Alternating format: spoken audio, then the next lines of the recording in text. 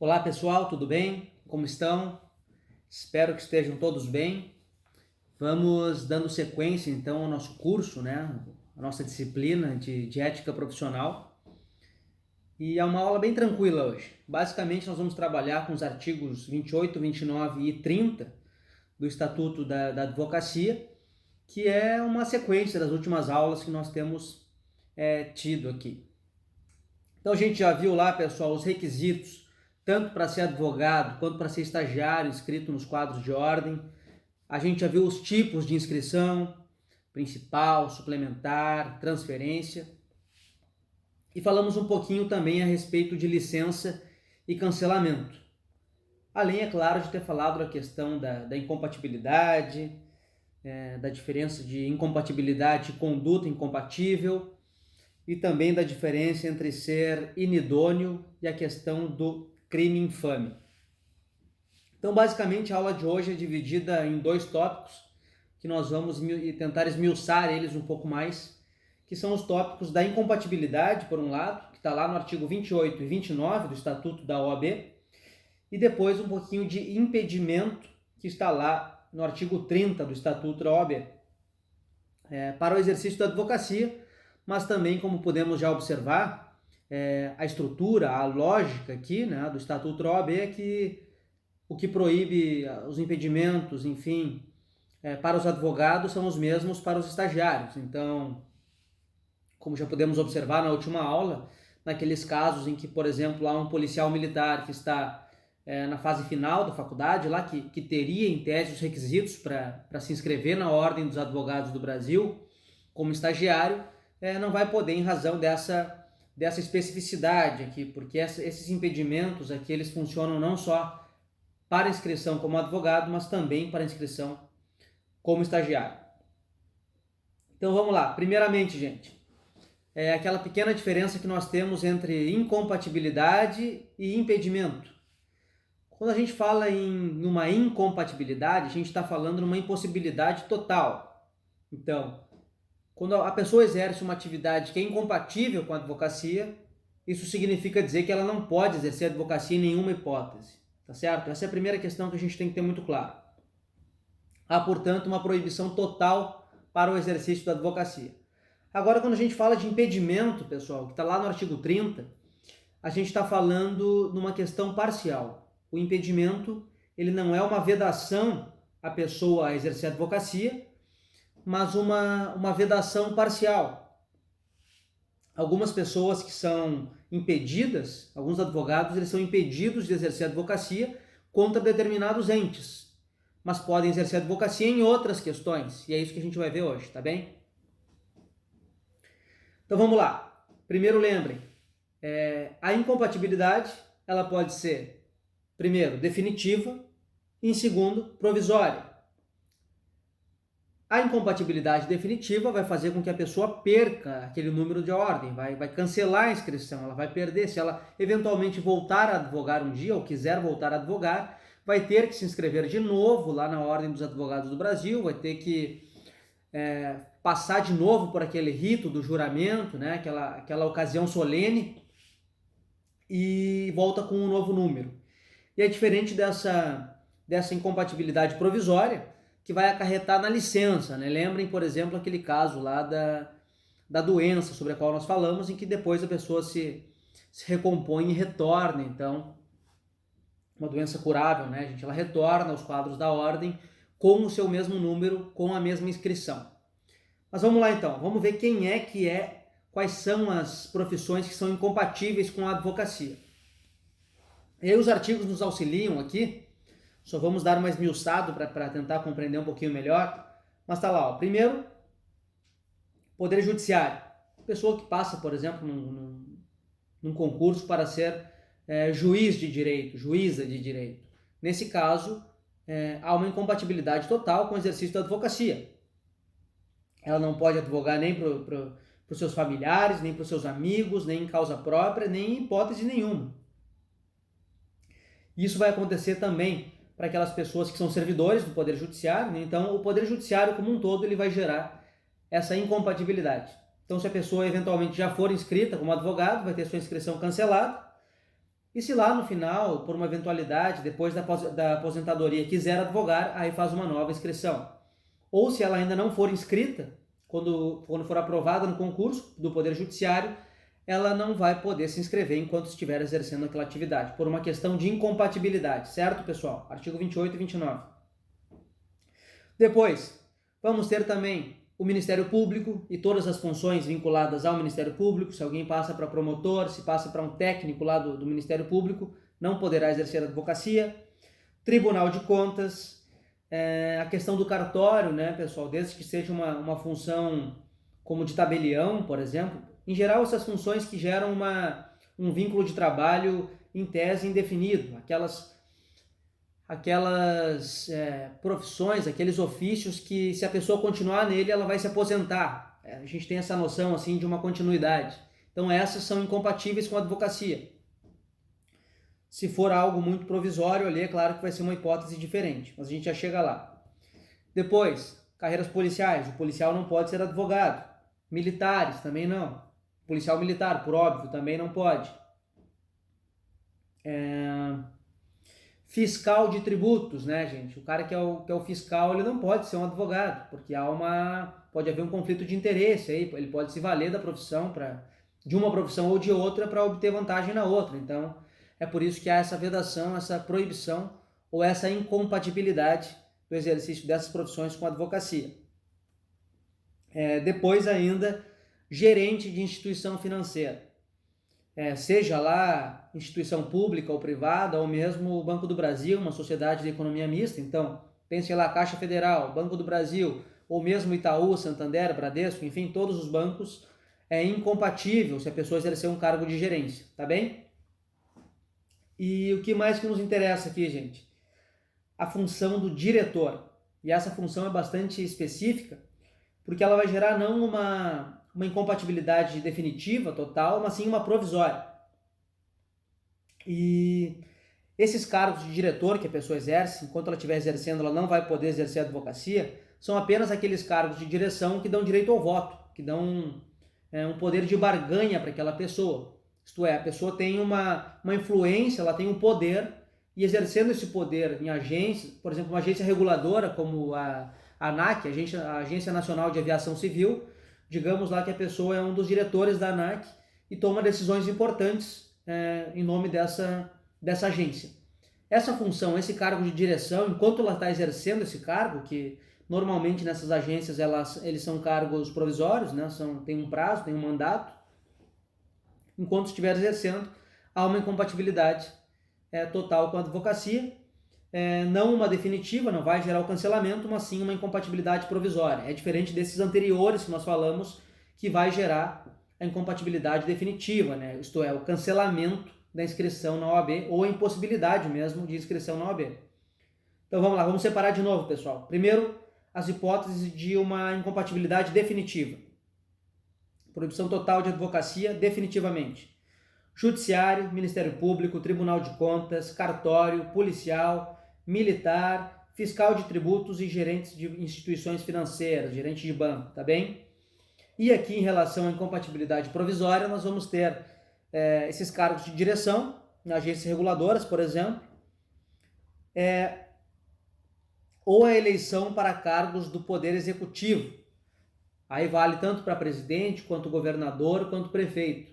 Enquanto essas pessoas estiverem exercendo um mandato político de cargos do executivo, esses cargos máximos do executivo, a pessoa não pode exercer a advocacia, nem para os seus familiares, nem em causa própria, nem em hipótese nenhuma. Então lembrem, prefeito, governador e presidente, o Temer, por exemplo, é um bom exemplo disso, ele não poderia exercer a advocacia enquanto estivesse na função de presidente da República, tá certo? Isso vale também, gente, por extensão, além desses cargos eletivos do Poder Executivo, também os cargos de nomeação, esses cargos mais elevados.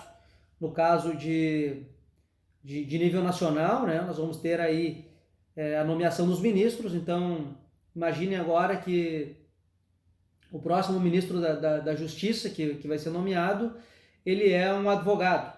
Enquanto ele estiver no exercício da função de ministro, ele não pode advogar, uma incompatibilidade total, ainda que parcial, isso é. apenas enquanto estiver no exercício dessa função. E a mesma coisa vale de novo para o âmbito estadual e para o âmbito municipal, quando a gente pensa aí nas funções de secretarias, tá certo? Então, os secretários aqui do município, os secretários do estado, eles não podem exercer advocacia enquanto estiverem exercendo essa função de secretariado, certo? Então, vamos lá. Feita essa primeira parte aqui, gente, de incompatibilidade, a gente passa para a segunda parte da aula, em que nós vamos falar a respeito dos impedimentos. E aí nós não vamos ter aquela vedação total à advocacia, mas apenas em alguns casos, apenas em algumas especificidades, tá bem? Isso está previsto, pessoal, lá no artigo 30 do Estatuto da Ordem dos Advogados do Brasil. E funciona da seguinte maneira aqui, ó. Primeiro, membros do Poder Legislativo, parlamentares, deputados estaduais, deputados federais, senadores, vereadores. Essas pessoas, elas são impedidas de advogar contra a administração pública, em qualquer nível.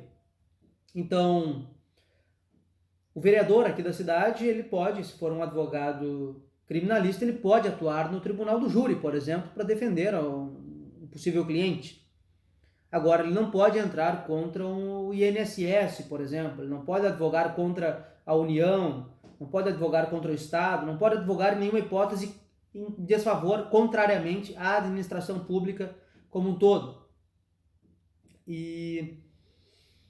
Mas é claro que esse impedimento é parcial, porque ainda há essas hipóteses. Digamos que ele tem um problema lá relativo ao direito do consumidor, por exemplo, e precisa advogar contra uma loja. Não há problema nenhum em exercer advocacia nesse caso. Ele só não pode advogar, ele só está impedido de advogar contra a administração pública, tá certo? Isso vale para todos os parlamentares em nível municipal, estadual e federal. Fechou? Vamos lá. E há aqui uma segunda categoria aqui, pessoal, que é importante, que é a dos procuradores. E quando a gente fala em procuradores aqui, não confundam com aqueles procuradores que são os procuradores, por exemplo, das carreiras do Ministério Público. Enfim, o procurador federal, como a gente chama. Quando a gente fala em procuradores aqui, são os advogados. Aquelas pessoas que exercem uma advocacia pública. Digamos que a pessoa é o procurador do município aqui de Santa Maria, por exemplo. Então, se nós temos aqui um procurador, um advogado, que é o advogado do município de Santa Maria, ele não pode advogar nunca contra quem o remunera. Quem remunera o procurador do município de Santa Maria? O município de Santa Maria. Então, em causas que envolvem o município, esse advogado, estando exercendo essa função de advogado público, ele não pode advogar contra o próprio município, o município que o remunera. Não quer dizer que ele não possa advogar contra a administração pública em outros âmbitos, como, por exemplo, em relação a uma demanda em face de um outro município, em face do Estado, em face da União. Isso pode. Ele apenas não pode advogar contra aquele ente que o está remunerando, tá certo?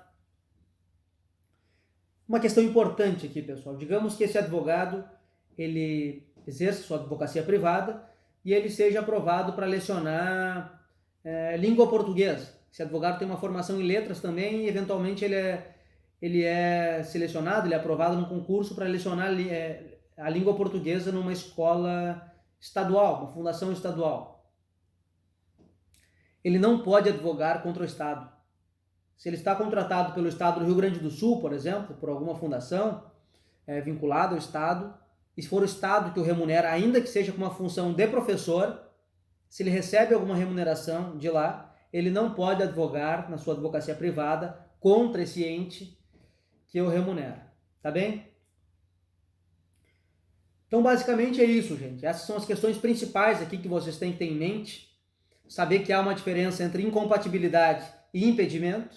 Quando a gente fala em incompatibilidade, a gente fala que é impossível exercer advocacia em qualquer hipótese. Lembrar ainda que essa incompatibilidade ela pode ser definitiva ou ela pode ser provisória. Então, a definitiva vai gerar o cancelamento da inscrição e a provisória vai gerar uma suspensão, uma licença. E há o que a gente não pode confundir, o impedimento. O impedimento vai gerar uma impossibilidade de advocacia apenas em relação a alguns casos. Então, o impedimento ele é parcial. Há um impedimento parcial ao exercício da advocacia que vai ter hipóteses muito bem definidas. Então, em regra geral, são essas profissões que a gente já imagina que haja algum conflito, né, que geram a incompetência, a incompatibilidade, desculpa. Poder Judiciário, MP, Tribunal de Contas, cartório, policial, militar, fiscal de tributos, gerente de banco, instituição financeira, como uma incompatibilidade definitiva, e aqueles cargos de direção do Poder Executivo, ministros, secretários também estão aqui, mas apenas de forma provisória, porque aquela incompatibilidade, aquela situação não é uma carreira que vai levar esse profissional até a aposentadoria, e sim é um exercício de um mandato, é um exercício de uma função por um prazo determinado e, portanto, a gente fala em uma incompatibilidade apenas provisória. Portanto, vai gerar uma licença, vai gerar uma suspensão da inscrição. E do outro lado aqui, mais uma vez, o impedimento, a gente pensa na figura dos parlamentares, principalmente, e também de outros funcionários públicos, como procuradores ou mesmo o exercício de algum outro cargo desvinculado à advocacia, mas que não impeça a advocacia, mas se essa pessoa tem um cargo público, ela fica impedida de advogar contra aquele ente que a remunera. Tá ok? Então fechou. Só para a gente encerrar a aula de hoje, pessoal, bem tranquilo aqui, ó, as duas principais exceções que são cobradas em provas. De tudo isso que a gente viu aqui, há duas exceções que são bem importantes. A gente vai a elas agora. Primeiro, pessoal, membros da mesa do Poder Legislativo. Não sei se todos têm conhecimento disso, mas desse mandato de 4 anos que é exercido pelos parlamentares, nesses 4 anos há duas composições de mesa, porque a mesa do Poder Legislativo ela tem uma duração de 2 anos. Então lá no início do mandato se compõe a mesa e depois de 2 anos se compõe uma nova mesa do Legislativo. E essa mesa vai ser composta lá pelo presidente, vice-presidente, primeiro secretário, segundo secretário. Isso tem lá no Congresso Nacional. A mesa do Congresso Nacional é composta por componentes da mesa do Senado Federal e por membros da mesa da Câmara dos Deputados. Então, há uma distribuição lá certinha, que não é preciso que vocês rememorem agora, não é preciso que vocês memorizem, mas apenas saibam que há essa composição de mesa do Poder Legislativo, que acontece em nível federal, acontece também em nível estadual e acontece em nível municipal. Então, digamos que um determinado vereador aqui da cidade de Santa Maria, que exerce advocacia, ele passa a compor a mesa do Poder Legislativo Municipal. Esse vereador, enquanto ele estiver compondo a mesa do Poder Legislativo Municipal, ele não pode advogar nem mesmo naquelas hipóteses que nós discutimos antes, como, por exemplo, o caso da loja ou uma causa criminal, o tribunal do júri, por exemplo. Nesse caso da composição de mesa, ele se equipara, em termos aqui de impedimento, de incompatibilidade, a um membro do Poder Executivo, porque o advogado parlamentar que ocupa uma função, que está desempenhando essa função de composição de mesa, ele tem uma incompatibilidade para a advocacia. Se estamos falando em incompatibilidade, é uma incompatibilidade total, é impossível, não se pode admitir que esse membro da mesa exerça advocacia, tá bem, pessoal? Isso é bem cobrado, tentem lembrar. Então acaba se equiparando aqui aos cargos eletivos do Poder Executivo. E a outra exceção, pessoal, que é importante, são professores, coordenadores, diretores de curso de direito. Porque nós vimos lá que quem exerce alguma função, quem exerce sua advocacia privada e também atua no serviço público, mesmo que seja lá como professor, usamos o exemplo do professor de língua portuguesa, ele não pode advogar contra o ente que o remunera. Se for estadual, não pode advogar contra o estado do Rio Grande do Sul. Se for municipal, não pode advogar contra o município de Santa Maria, aqui no nosso caso. Agora, se essa pessoa é contratada para exercer uma função de docência, ou de direção, ou de coordenação no âmbito do direito, essa pessoa não fica impedida de advogar contra o ente que a remunera, se ela exercer a sua advocacia privada também. Isso é bem importante, pessoal, então é uma espécie de exceção, uma blindagem que há para quem exerce o magistério, para quem exerce a docência relacionada ao direito, no ensino superior. Então não há aquela vedação que há para outros professores, não há aqui para professores, coordenadores, diretores do curso de Direito. E se for o reitor da universidade? Bom, aí não se encaixa aqui nessa exceção, porque o reitor ele não está vinculado ao departamento de Direito, ao curso de Direito que tem lá na instituição de ensino. Ele está vinculado à instituição de ensino como um todo. Então não há essa prerrogativa de seguir exercendo a advocacia de uma forma livre e sem impedimentos, tá bem? Então essas são as duas principais exceções e com isso nós encerramos a nossa aula de hoje, como disse, uma aula muito tranquila.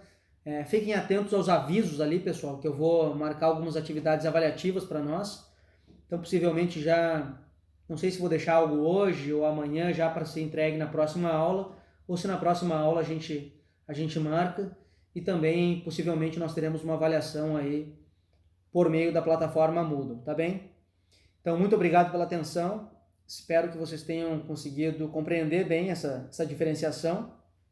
É um tema importante, costuma cair em provas, e como sempre me coloco à disposição de vocês para responder alguma eventual dúvida, basta que me contatem, tá certo?